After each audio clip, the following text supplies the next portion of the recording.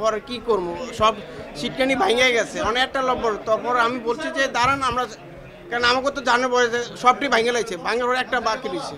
পরে আমি খুলে দিছি, কারণ খুলে একজন বাড়ি দিচ্ছে, কয় এটা খোলে না, ইয়া করেন না কেন। এটা আবার আমার সাহেবের মেয়ে থাকতো, নাম বলেন, সাহেবের রহমান শরীফ।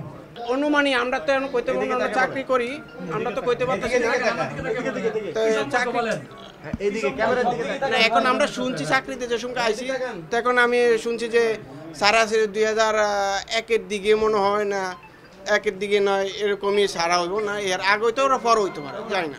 এর ওরা সারা করে আমেরিকা গেছি গিয়া, না না না তামি সাহেবরা দেয়নি। মেয়ে আসিল একটা সারাসারি হওয়ার পরে 1 সালের দিকে আমেরিকা গেছি গিয়া। পরে বাংলাদেশের সাহেবের 2014 সালে সাহেবের অবস্থা ভালো ছিল না, তারপর হেনতে আমেরিকা থেকে আইছে। এখন কে থাকে? এখন সাহেবের মেয়েই থাকে, এটা সাহেবের বাড়ি, বাপের বাসাতেই মেয়ে আছে। বললাম তো রহমান শরীফ।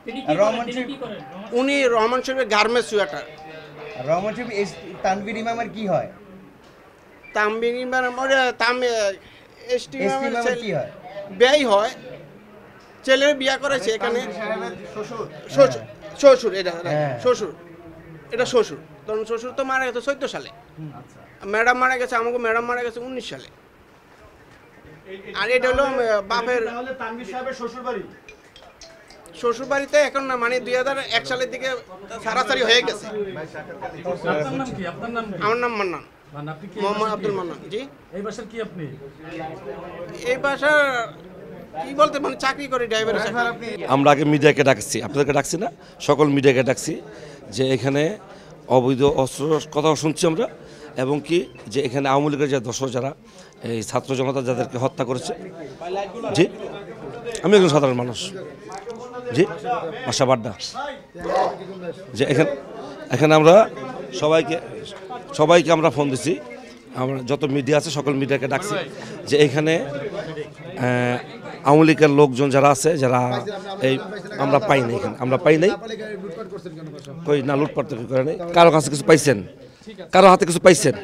না না, এখানে কারো হাতে কিছু ছিল না, কারো হাতে কিছুই পায়নি। ঠিক আছে, আমরা এখানে যেই সূত্র খবর পাইছি যে যেখানে যারা যে ছাত্র জনতা যারা হত্যাকারী এখানে আছে, এবং কি আমরা আজকে আর্মির কাছেও গেছি, যেখানে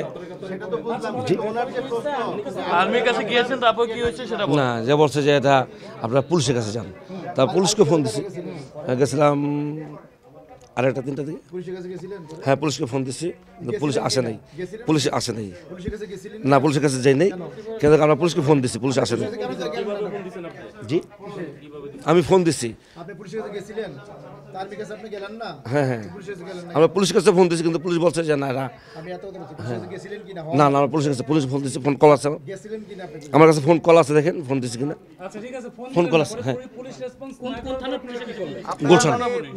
গুলশান। জি, এখানে প্রায় 150-200 ছাত্র জনতা সবার সেখানে, যেখানে আওয়ামী লীগের যারা এই বিভিন্ন হত্যা মামলার আসামি এখানে লুকিয়ে আছে, এই সংবাদ আমরা পাইছি।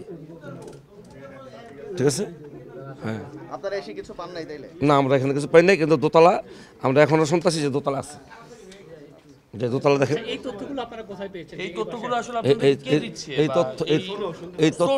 এই সোর্স আছে এখানে, দেখাবো আমি। না না, নিচে আছে সোর্স, দেখেন।